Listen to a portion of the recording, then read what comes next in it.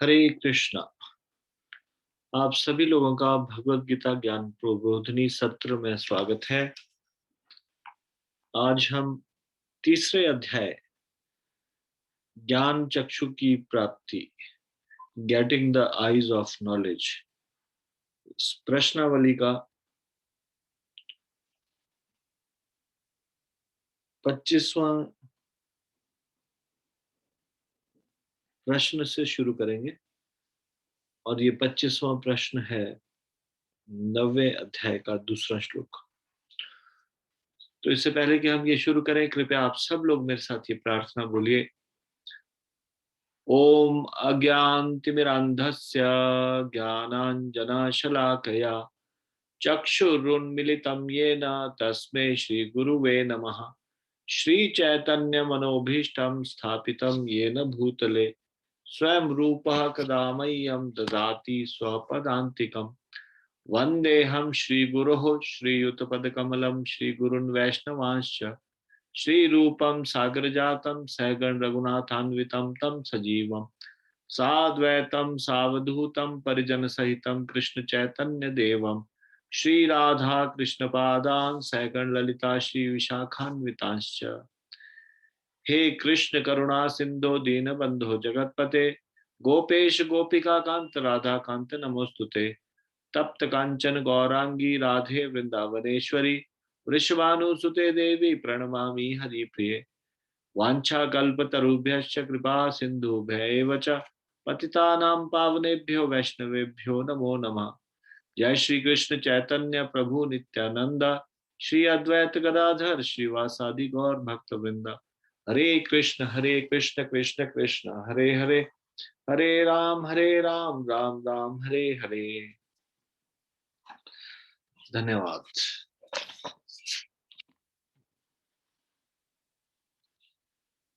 25वां श्लोक, 25वां प्रश्न, 26वां प्रश्न, 27वां, 28वां, 29वां, 30वां और 31वां।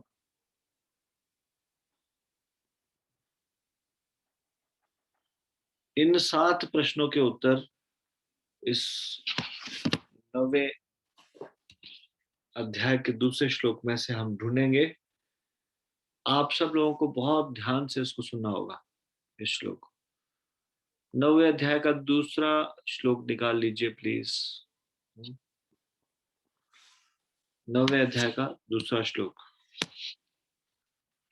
पहले मैं प्रश्न एक बार पढ़ लेता हूं।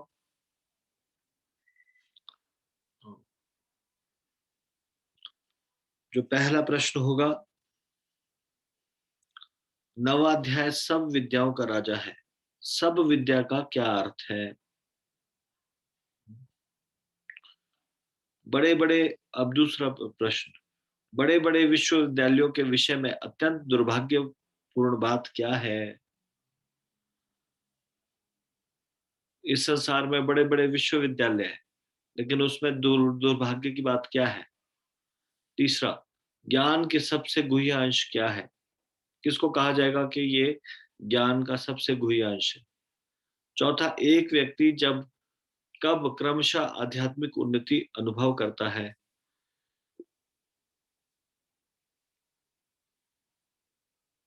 पांचवा, नारद न तो किसी गुरु के पास पाठशाला में गए थे, न ही उन्हें वैदिक नियमों की शिक्षा मिली थी, तो भी उन्होंने वैदिक अध्ययन के सर्वोच्च फल को कैसे प्राप्त किया? छठवां, भक्ति योग की विधि अत्यंत सुखकर होती है, क्यों? 3 कारण दीजिए। और सातवां, मायावादियों की अस्थाई समिति स्वार्थमय भक्ति क्या है, वर्णन करें। ठीक है, तो ये प्रश्नों के उत्तर आप ढूंढेंगे। तो अब हम 9वें अध्याय का दूसरा श्लोक पढ़ते हैं। राज विद्या राजगुह्यम पवित्रम इदम उत्तमम प्रत्यक्षावगम धर्म्यम सुसुखम कर्तम कर्तुम अव्ययम।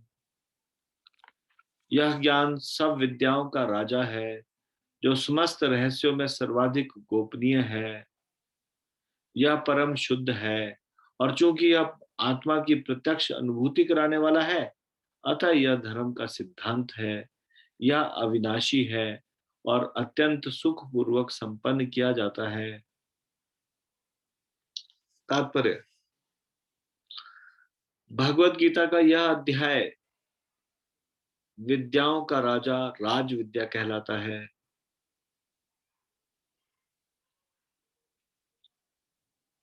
क्योंकि यह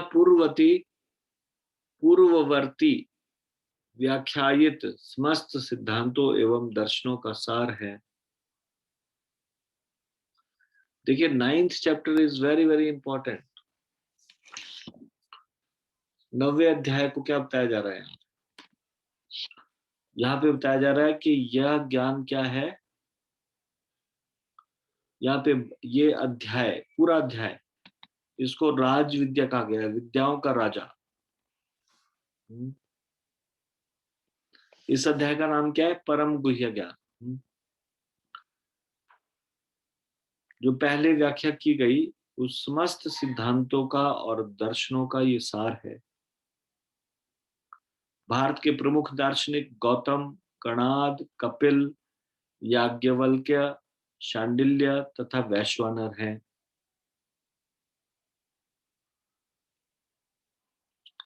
सबसे अंत में व्यासदेव आते हैं, जो वेदांत सूत्र के लेखक हैं। अतः दर्शन या दिव्य ज्ञान के क्षेत्र में किसी प्रकार का अभाव नहीं है। अब भगवान कहते हैं कि यह 9वां अध्याय ऐसे समस्त ज्ञान का राजा है।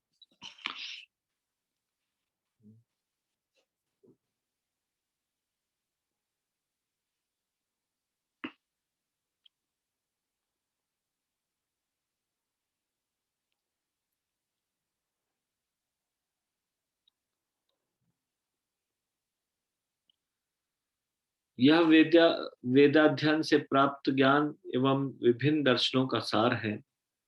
यह गुह्यतम है क्योंकि गुह्य या दिव्य ज्ञान में आत्मा तथा शरीर के अंतर को जाना जाता है।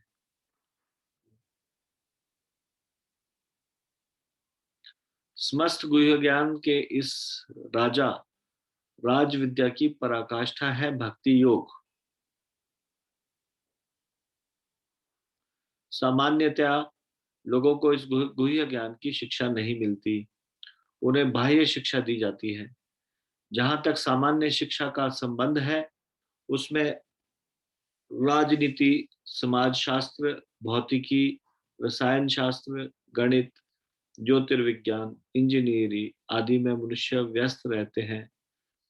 विश्व भर में ज्ञान के अनेक विभाग हैं और अनेक बड़े बड़े विश्वविद्यालय हैं, किंतु दुर्भाग्यवश कोई ऐसा विश्वविद्यालय या शैक्षिक संस्थान नहीं है जहां आत्मविद्या की शिक्षा दी जाती हो।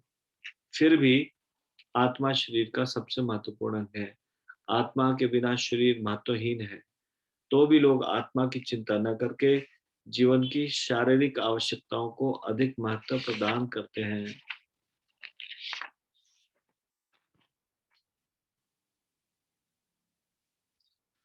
भगवत गीता में द्वितीय अध्याय से ही आत्मा की महत्ता पर बल दिया जाता है। प्रारंभ में ही भगवान कहते हैं कि यह शरीर नश्वर है और आत्मा अविनश्वर। अंतवंत इमे देहा नित्यस्योक्ता शरीरिणः। यही ज्ञान का गुह्य अंश है। केवल यह जान लेना कि यह आत्मा शरीर से भिन्न है, यह निर्विकार, अविनाशी और नित्य है। इससे आत्मा के विषय में कोई सकारात्मक सूचना प्राप्त नहीं हो पाती। कभी कभी लोगों को यह भ्रम रहता है कि आत्मा शरीर से भिन्न है और यह शरीर नहीं रहता, या मनुष्य को शरीर से मुक्ति मिल जाती है तो आत्मा शून्य में रहता है और निराकार बन जाता है। किंतु यह वास्तविकता नहीं है। जो आत्मा शरीर के भीतर इतना सक्रिय रहता है, वह शरीर से मुक्त होने के बाद इतना निष्क्रिय कैसे हो सकता है? यह सदैव सक्रिय रहता है। यदि यह शाश्वत है तो यह शाश्वत सक्रिय रहता है और वैकुंठ लोक में इसके कार्यकलाप अध्यात्म ज्ञान के गुह्यतम अंश है। अतः आत्मा के कार्यों को यहाँ पर समस्त ज्ञान का राजा, समस्त ज्ञान का गुह्यतम अंश कहा गया है। यह ज्ञान समस्त कार्यों का शुद्धतम रूप है, जैसा कि वैदिक साहित्य में बतलाया गया है। पद्म पुराण में मनुष्य के पाप कर्मों का विश्लेषण किया गया है और दिखाया गया है कि ये पापों के फल है। जो लोग काम कर्मों में लगे हुए हैं, वे पाप पूर्ण कर्मों के विभिन्न रूपों एवं अवस्थाओं में फंसे रहते हैं। उदाहरणार्थ, जब बीज बोया जाता है तो तुरंत वृक्ष नहीं तैयार हो जाता, इसमें कुछ समय लगता है। पहले एक छोटा सा अंकुर रहता है, फिर यह वृक्ष का रूप धारण करता है, तब इसमें फूल आते हैं, फल लगते हैं, और तब बीज बोने वाले व्यक्ति फूल तथा फल का उपभोग कर सकते हैं। इसी प्रकार जब कोई मनुष्य पाप कर्म करता है तो बीज की ही भांति इसके भी फल मिलने में समय लगता है। इसमें भी कई अवस्थाएं होती है। भले ही व्यक्ति में पाप कर्मों का उदय होना बंद हो चुका हो, किंतु किए गए पाप कर्म का फल तब भी मिलता रहता है। कुछ पाप तब भी बीज रूप में बचे रहते हैं, कुछ फलीभूत हो चुके होते हैं, जिन्हें हम दुख तथा वेदना के रूप में अनुभव करते हैं। जैसा कि 7वें अध्याय के 28वें श्लोक में बताया गया है, जो व्यक्ति समस्त पाप कर्मों के फलों, बंधनों का अंत करके भौतिक जगत के द्वंद्वों से मुक्त हो जाता है, वह भगवान कृष्ण की भक्ति में लग जाता है। दूसरे शब्दों में, जो लोग भगवत भक्ति में लगे हुए हैं, वे समस्त कर्म फलों, बंधनों से पहले ही मुक्त रहे हुए रहते हैं। इस कथन की पुष्टि पद्म पुराण से हुई है। अप्रारब्ध फलम पापम कूटम बीजम फलोन्मुखम क्रमेणैव प्रलीयेत विष्णु भक्तिर आत्मना।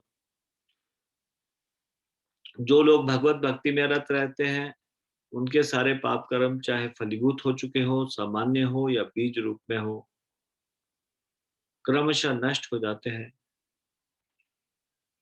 अतः भक्ति की शुद्धिकारिणी शक्ति अत्यंत प्रबल है और पवित्रम उत्तमम अर्थात विशुद्धतम कहलाती है। उत्तम का तात्पर्य दिव्य है। तमसा का अर्थ यह भौतिक जगत का या अंधकार है, और उत्तम का अर्थ भौतिक कार्यों से परे हुआ। भक्तिमय कार्यों को कभी भी भौतिक नहीं मानना चाहिए। यद्यपि कभी कभी ऐसा प्रतीत होता है कि भक्त भी सामान्य जनों की भांति रह सकते हैं। जो व्यक्ति भक्ति से अवगत होता है वही जान सकता है कि भक्तिमय कार्य भौतिक नहीं होते, वे आध्यात्मिक होते हैं और प्रकृति के गुणों से सर्वथा अदूषित रह होते हैं। कहा जाता है कि भक्ति की संपन्नता इतनी पूर्ण होती है कि उसके फलों का प्रत्यक्ष अनुभव किया जा सकता है। हमने अनुभव किया है कि जो व्यक्ति कृष्ण के पवित्र नाम, सभी लोग मेरे साथ बोलिए, हरे कृष्णा कृष्ण कृष्ण हरे हरे, हरे राम राम राम हरे हरे का कीर्तन करता है, उसे जप करते समय कुछ दिव्य आनंद का अनुभव होता है और वह तुरंत ही समस्त भौतिक कल्मश से शुद्ध हो जाता है। ऐसा सचमुच दिखाई पड़ता है। यही नहीं, यदि कोई श्रवण करने में ही नहीं अपितु भक्ति कार्यों के संदेश को प्रचारित करने में भी लगा रहता है या कृष्ण भावनामृत के प्रचार कार्यों को में सहायता करता है, तो उसे क्रमशः आध्यात्मिक उन्नति का अनुभव होता रहता है। आध्यात्मिक जीवन की यह प्रगति किसी पूर्व शिक्षा या योग्यता पर निर्भर नहीं करती। यह विधि स्वयं इतनी शुद्ध है कि इसमें लगे रहने से मनुष्य शुद्ध बन जाता है। वेदांत सूत्र में तीसरा 3.2.26 में भी इसका वर्णन प्रकाश्च कर्मण्यभ्यासात् के रूप में हुआ है, जिसका अर्थ है कि भक्ति इतनी समर्थ है कि भक्ति कार्यों में रत होने मात्र से बिना किसी संदेह के प्रकाश प्राप्त हो जाता है। इसका उदाहरण नारद जी के पूर्व जन्म में देखा जा सकता है, जो पहले दासी के पुत्र थे।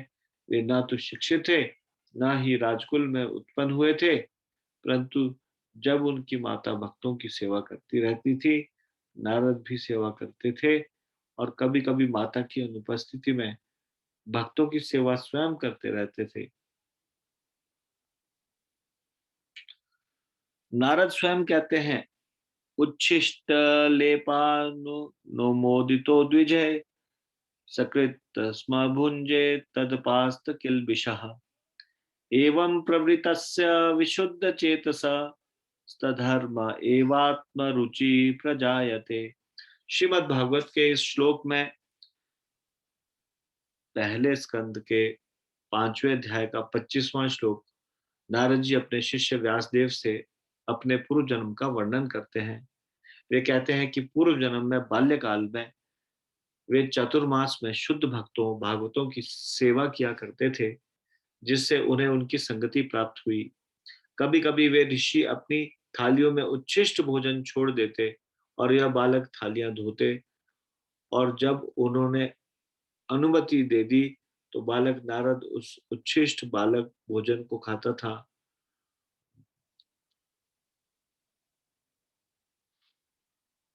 फलस्वरूप वह अपने समस्त पाप कर्मों से मुक्त हो गया।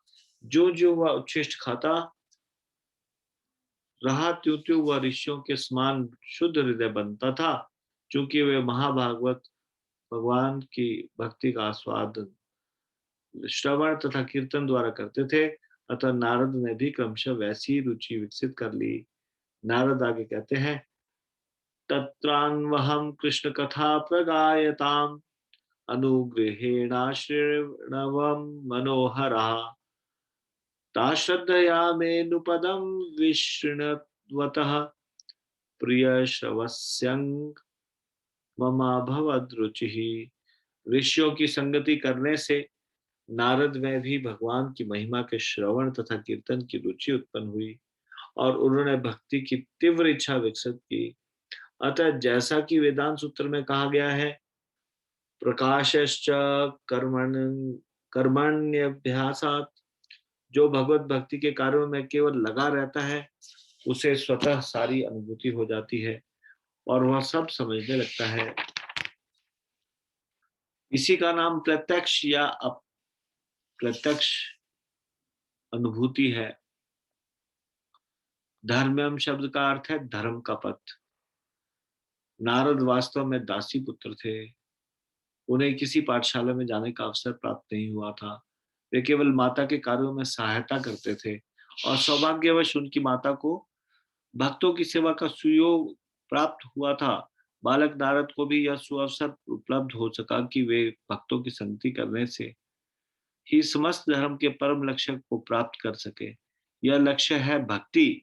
जैसा कि श्रीमद् भागवतम में कहा गया है, सवे पुंसाम परो धर्मो यतो भक्तिर अधोक्षजे। सामान्यतः धार्मिक व्यक्ति यह नहीं जानते कि धर्म का परम लक्ष्य भक्ति की प्राप्ति है। जैसा कि हम पहले ही 8वें अध्याय के अंतिम श्लोक की व्याख्या करते हुए सुन चुके हैं, वेदेश्च वेदेषु यज्ञेषु तपस्सु चैव।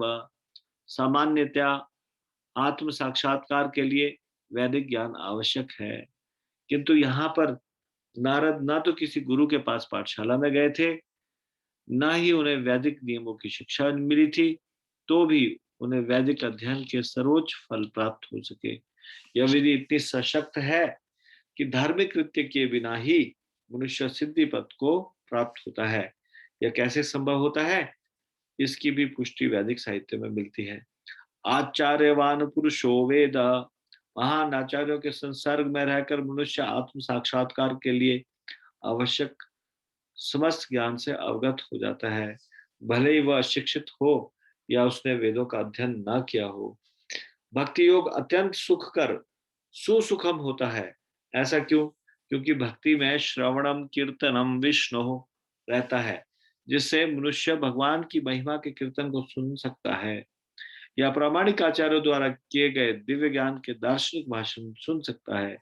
मनुष्य केवल बैठे रहकर सीख सकता है, ईश्वर को अर्पित अच्छे स्वादिष्ट भोजन का उच्छिष्ट खा सकता है। प्रत्येक दशा में भक्ति सुखमय है।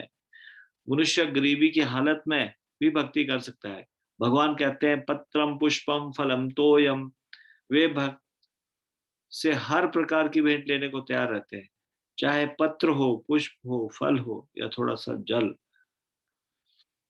जो कुछ भी संसार के किसी भी कोने में उपलब्ध हो या किसी व्यक्ति द्वारा उसकी सामाजिक स्थिति पर विचार किए बिना अर्पित किए जाने पर भगवान को वह स्वीकार है।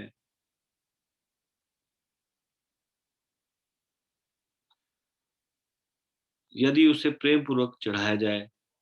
इतिहास में ऐसे अनेक उदाहरण प्राप्त हैं। भगवान के चरण कमलों पर चढ़े तुलसी दल का आस्वादन करके सनत कुमार जैसे मुनि महान भक्त बन गए। अतः भक्ति योग अति उत्तम है और इसे प्रसन्न मुद्रा में संपन्न किया जा सकता है। भगवान को तो वह प्रेम प्रिय है जिससे उन्हें वस्तुएं अर्पित की जाती हैं। यहाँ पर कहा गया है कि भक्ति शाश्वत है। यह वैसी नहीं है जैसा कि मायावादी चिंतक साधिकार करते हैं। यद्यपि वे कभी कभी भक्ति करते हैं, किंतु उनकी यह भावना रहती है कि जब तक मुक्ति ना मिल जाए तब तक उन्हें भक्ति करते रहना चाहिए, किंतु अंत में जब वे मुक्त हो जाएंगे तो ईश्वर से उनका तादात्म्य हो जाएगा। इस प्रकार की अस्थायी स्मृति स्वार्थ में भक्ति शुद्ध भक्ति नहीं मानी जा सकती। वास्तविक भक्ति तो मुक्ति के बाद भी बनी रहती है। जब भक्त भगवधाम को वापस जाता है तो वहां भी वह भगवान की सेवा में रत हो जाता है। वह भगवान से तदाकार नहीं होना चाहता।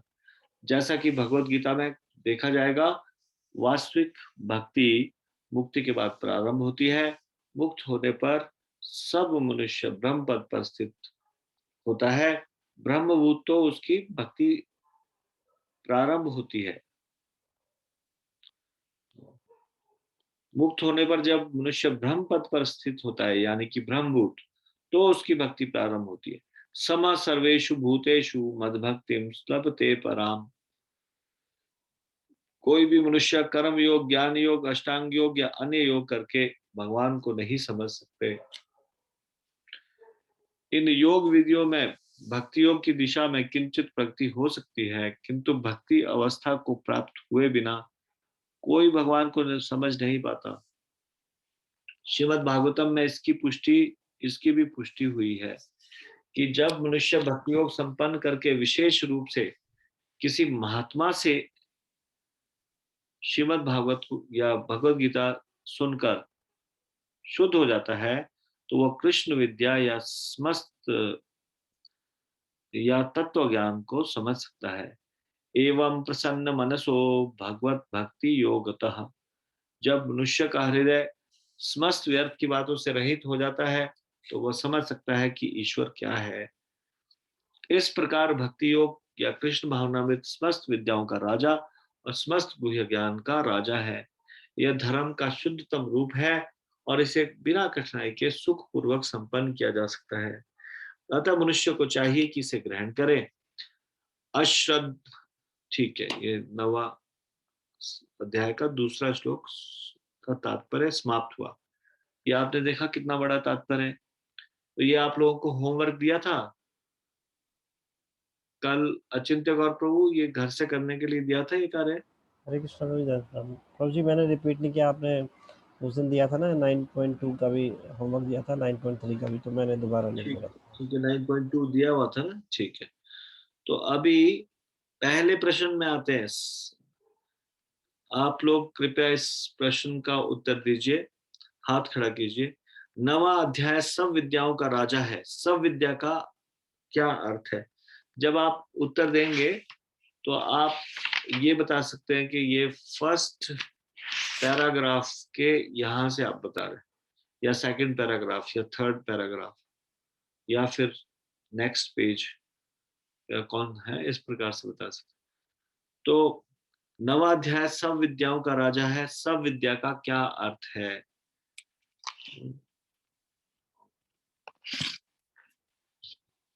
इंदु अग्रवाल माता जी, पहले आप उत्तर दीजिए। अनम्यूट। हरे कृष्णा प्रभु जी, दंडवत प्रणाम। आ रही है आवाज? हाँ जी, आ रही है। ये यहाँ से आएगा प्रभु जी। यह ज्ञान सब विद्याओं का राजा है, जो समस्त रहस्यों में सर्वाधिक गोपनीय है। यह परम शुद्ध है और चूंकि यह आत्मा की प्रत्यक्ष अनुभूति कराने वाला है, अतः यह धर्म का सिद्धांत है। यह विनाशी और अत्यंत सुख पूर्वक संपन्न किया जाता है। प्रश्न समझे? प्रश्न क्या था? सब विद्या का क्या अर्थ है? ऐसा कहा जा रहा है ना कि सारी की सारी विद्याओं का ये राजा है, 9वां अध्याय। जी तो प्रभु जी। सब सब विद्या का क्या मतलब?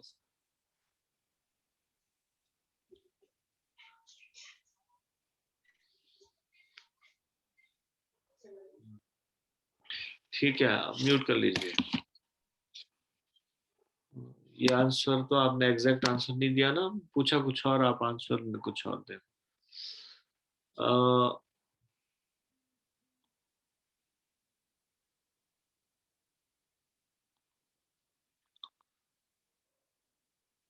गीतिका माता जी। हरे कृष्ण प्रभु जी, धन्यवाद प्रणाम। धन्यवाद जी। प्रभु जी, ये तात्पर्य में से जो पहला शुरू हो रहा है भगवत गीता का, यह अध्याय विद्याओं का राजा राजविद्या कहलाता है, क्योंकि यह पूर्ववर्ती व्याख्यायित समस्त सिद्धांतों एवं दर्शनों का सार है।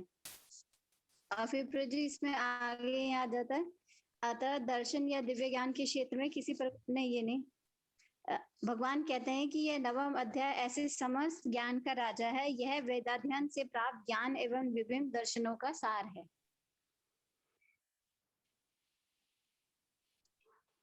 कैसे समस्त ज्ञान का राजा है? ऐसे क्योंकि ये समस्त सब ज्ञान का, सबका ऐसे सार समस्त है। ज्ञान का राजा है। हाँ, कैसे समस्त ज्ञान? क्योंकि प्रभु जी यह सारे जितने भी दार्शनिक शास्त्र हैं, उन सबका सार है इसमें।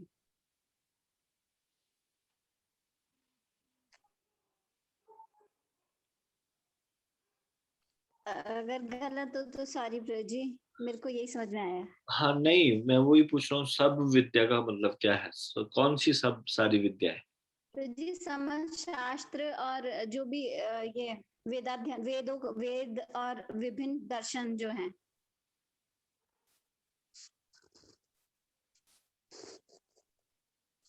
यह वेदाध्ययन से प्राप्त ज्ञान एवं विभिन्न दर्शनों का सार है।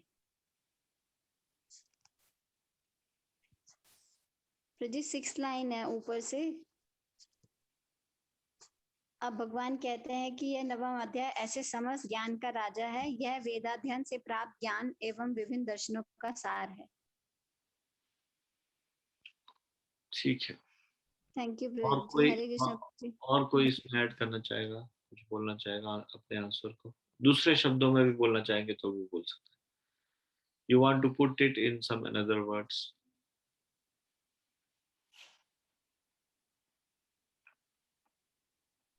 अगर आपको लगता है यही भी आंसर है लेकिन इन शब्दों में बोला जा सकता है तो ज्यादा बढ़िया रहेगा, बोल दीजिए। हरे कृष्णा प्रभु जी, धन्यवाद प्रणाम। धन्यवाद जी।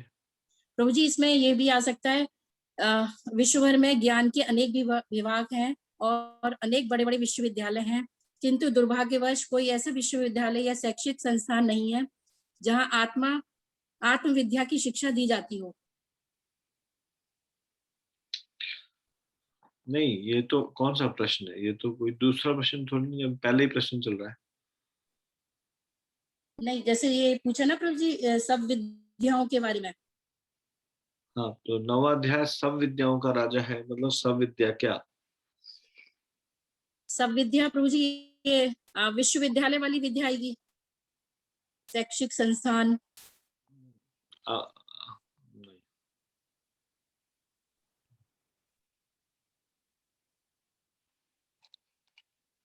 नहीं।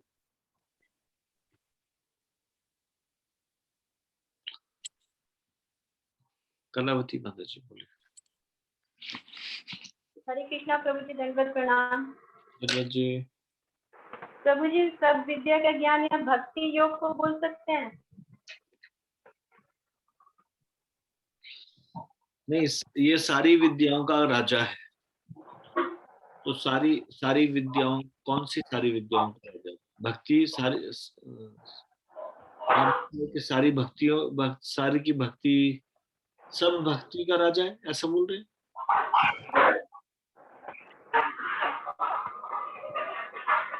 जी प्रभु जी। क्या है?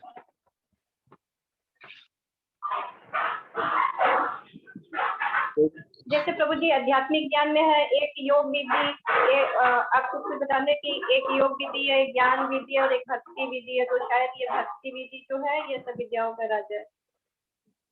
हरे कृष्णा प्रभु जी, धन्यवाद। सब विद्याओं का राजा क्या है ये नहीं पूछ रहे, तो बता ही दिया कि नवाध्याय ये है राजा। व्हाट आर दीज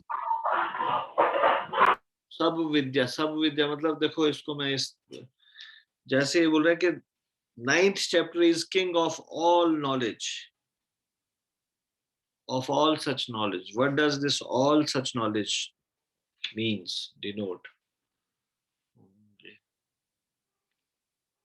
हरे कृष्णा प्रभु जी, दंडवत प्रणाम। धन्यवाद जी। प्रभु जी, जो गीतिका माता जी ने कहा था उसमें आगे ये ऐड हो सकता है कि यह गुह्य ज्ञान है, क्योंकि गुह्य ज्ञान या दिव्य ज्ञान में आत्मा तथा शरीर के अंतर को जाना जाता है। समस्त गुह्य ज्ञान के इस राज विद्या की पराकाष्ठा है भक्ति योग।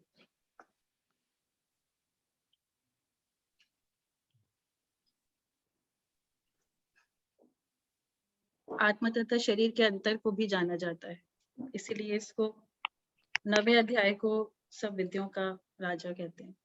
अचिंत्य हरे ब्रह्म। कृष्णा प्रभु जी। हरे कृष्ण प्रभु जी, दत्त प्रणाम।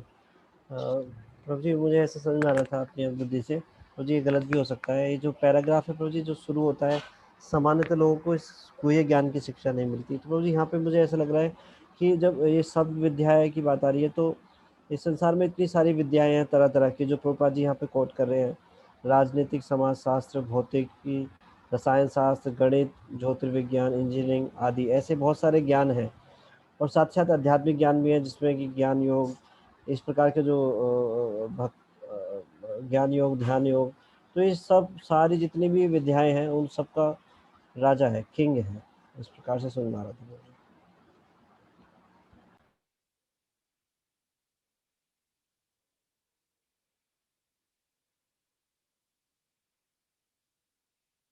और कोई कुछ बोलना चाहते हैं?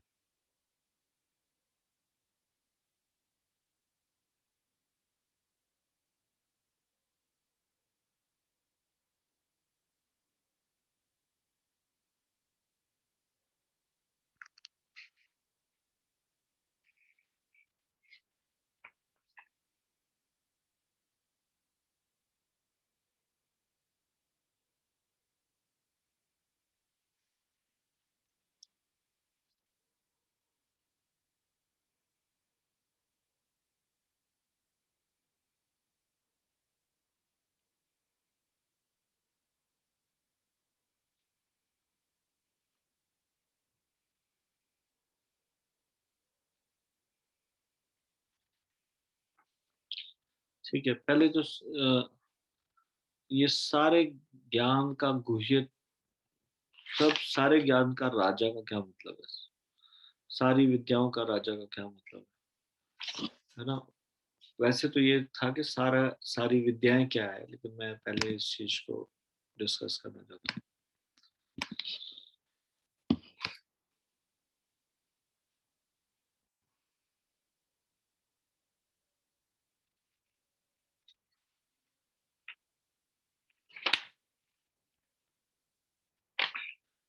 ये गुह्य अंशनी परम गुह्य है, राजगुह्यम,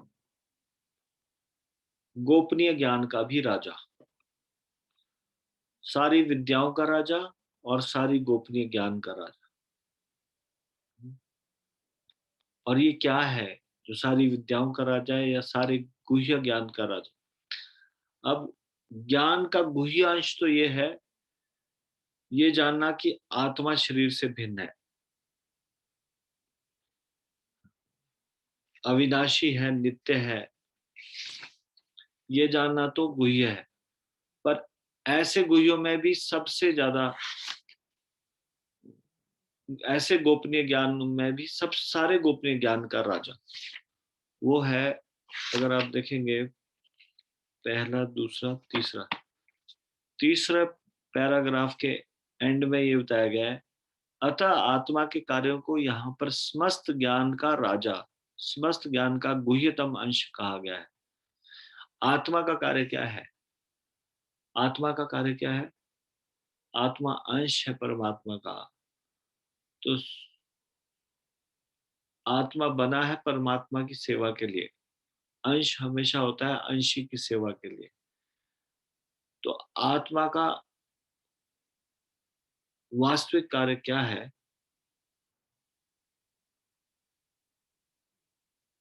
जिसका ये अंश है उसके सेवा में कार्य करना।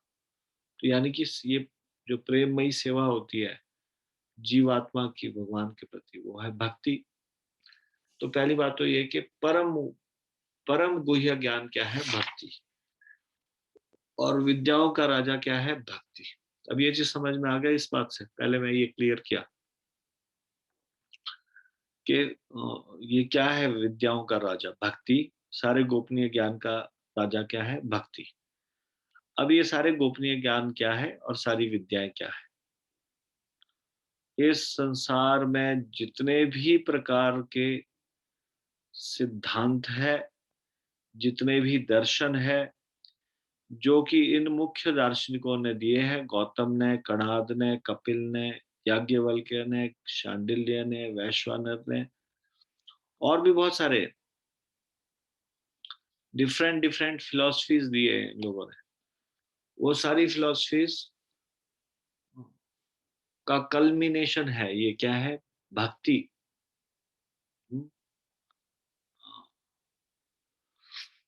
तो जो भी अलग अलग प्रकार के मार्ग है, अष्टांग योग का मार्ग,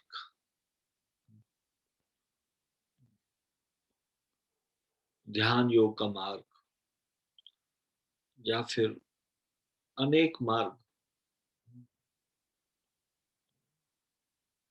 सकाम कर्म योग का मार्ग जिसमें सकाम कर्म किए जाते हैं, या कोई भी मार्ग ये है भगवान को प्राप्त करने के लिए, इन सब का ये राजा है।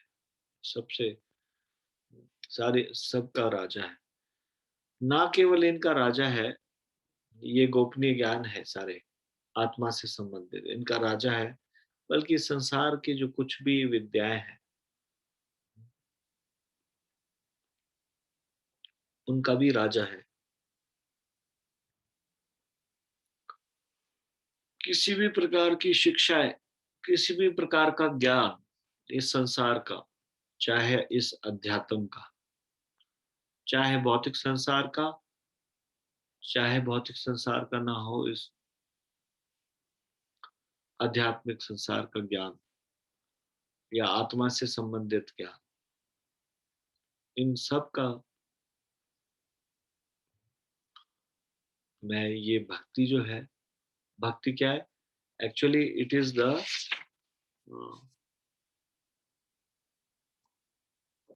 Natural propensity of a soul. यही है भक्ति। Natural propensity of a soul is to serve Krishna. तो प्रेममयी सेवा, भगवान की प्रेममयी सेवा, ये है राज विद्या, राजगुह्यम, सबसे गोपनीय, सबसे गोपनीय, सारी विद्याओं का राजा, परम गोपनीय ज्ञान का राजा, ये भगवान की भक्ति। और अलग अलग सिद्धांतों, अलग अलग दर्शनों, अलग अलग ज्ञान के निष्कर्ष या दर्शनों का निष्कर्ष, उनका सार रूप में है ये भक्ति।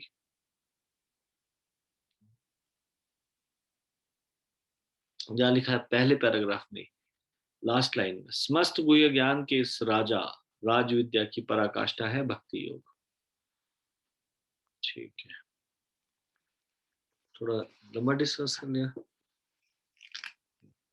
अब सेकंड क्वेश्चन पूछ रहा हूँ, कृपया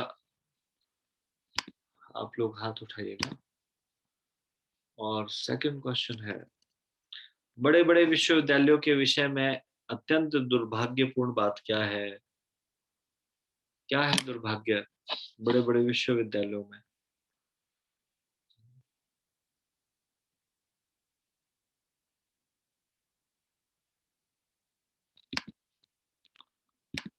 बिट्टू दास,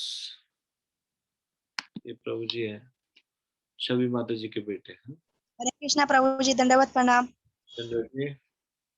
प्रभु जी, दुर्भाग्यवश कोई ऐसा विश्वविद्यालय या शिक्षित संस्था नहीं है जहां आत्मा विद्या की शिक्षा दी जाती हो।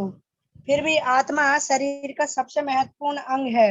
आत्मा के बिना शरीर महत्वहीन है, तो भी लोग आत्मा के लिए चिंता ना करके जीवन की शारीरिक आवश्यकताओं को अधिक महत्व प्रदान करते हैं।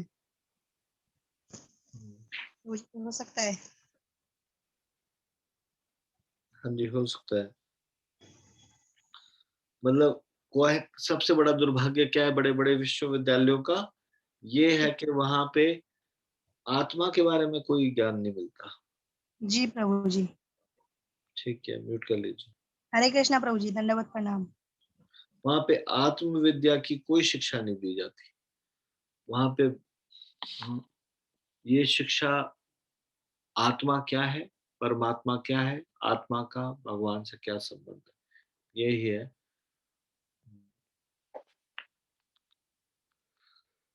आत्म विद्या की शिक्षा।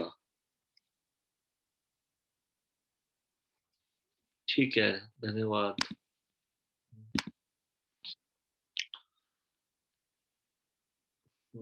ज्ञान का सबसे गुह्य अंश क्या है? ये तो अभी अभी डिस्कस भी किया हमने। ज्ञान का सबसे गुह्य अंश क्या है?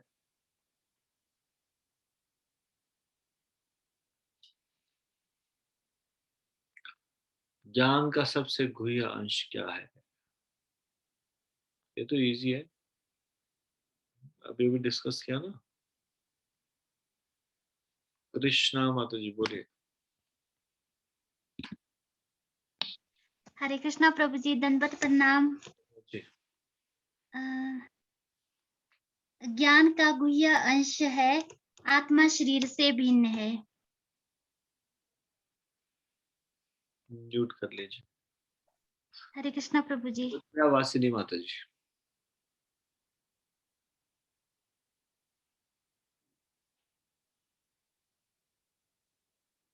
इतना देर नहीं लगा सकते। सॉरी प्रभु जी। हरे कृष्णा प्रभु जी, दंडवत प्रणाम।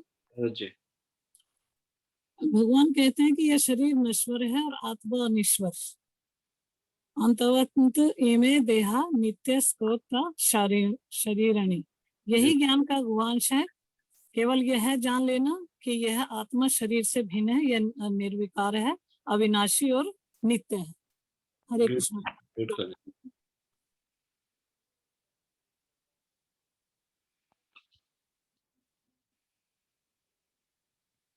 कोमल सिंह माता जी।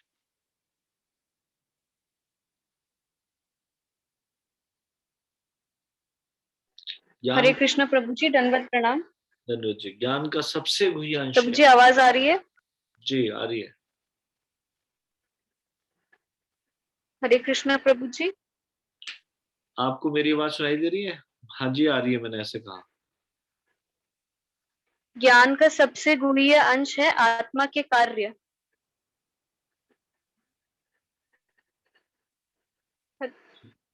ठीक है, नोट कर लीजिए।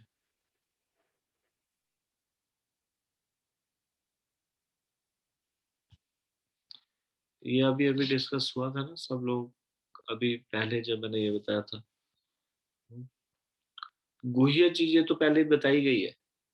सबसे गुह्य मतलब गुह्यतम। तो यहाँ पे ये फोर्थ स्टेंजा में नहीं है, पहला पैराग्राफ, दूसरा पैराग्राफ, तीसरा पैराग्राफ। हाँ, तीसरे पैराग्राफ के एंड में, अतः आत्मा के कार्यों को यहाँ पर समस्त ज्ञान का राजा, समस्त ज्ञान का गुह्यतम अंश कहा गया है। आत्मा के कार्य, आत्मा के कार्य यही है सबसे, ज्ञान का सबसे गुह्य अंश। कोई मुझे बताएगा आत्मा के कार्य क्या है? हरे कृष्णा प्रभु, दंडवत प्रणाम। कौन सर, एक मिनट अनम्यूट कीजिए, मैंने म्यूट किया सबको। सरिता माता जी अनम्यूट करके बोलिए, नहीं सुनाई दे रहा कुछ। हरे कृष्णा प्रभु जी। अच्छा, हरे कृष्णा प्रभु, दंडवत प्रणाम। हाँ, कौन देने लगे थे इसका आंसर पहले? हरे कृष्णा प्रभु जी, दंडवत प्रणाम। जी बोलिए। प्रभु जी, क्या कहते हैं, ये जो भगवान की भक्ति ही करना सबसे ज्यादा मुख्य है प्रभु जी, गुह्य ज्ञान है। नहीं, मेरा प्रश्न समझे, आत्मा के कार्य क्या है? जी प्रभु जी, आत्मा के कारण। हरे कृष्णा प्रभु जी, दंडवत। रुक जाइए बिट्टू प्रभु, पहले मैं माता जी से कंप्लीट कर लूं। जी प्रभु जी, जैसे कि भगवान के अंश हैं, तो अंश का काम है भगवान की भक्ति करना ही प्रभु जी, और अंश की सेवा करना प्रभु जी। ठीक है माता जी। हरे कृष्णा प्रभु जी, प्रणाम। बिट्टू प्रभु आप बोलिए, आप क्या कहना चाह रहे हैं? हरे कृष्णा प्रभु जी, दंडवत प्रणाम। प्रभु जी, आत्मा का काम है परमात्मा से जोड़े रखना।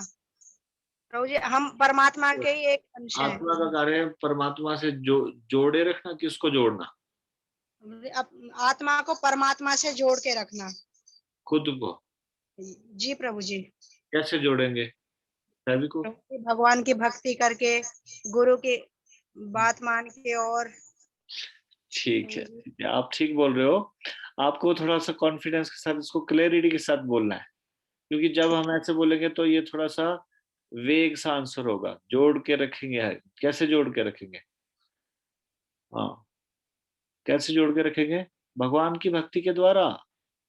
और ये जोड़ के रखना शब्द बोलने की बजाय आप इसको सीधा बोलो ना, आत्मा का कार्य है भगवान की भक्ति करना। जी प्रभु जी।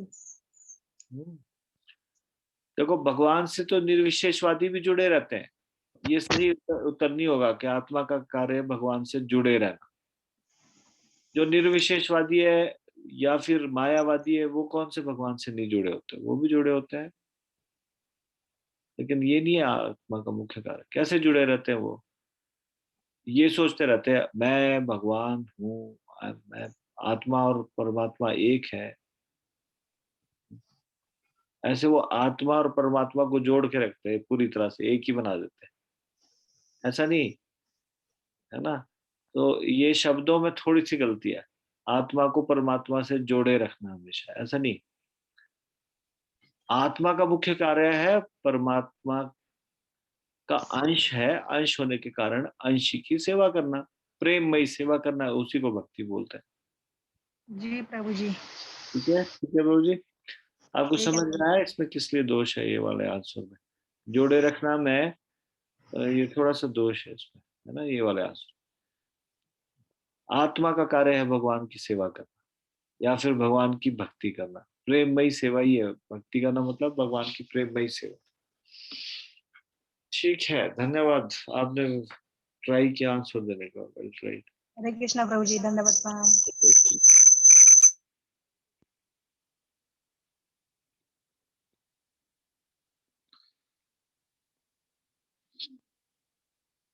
28वें श्लोक से आगे की चर्चा हम अगले लेक्चर में करेंगे कल।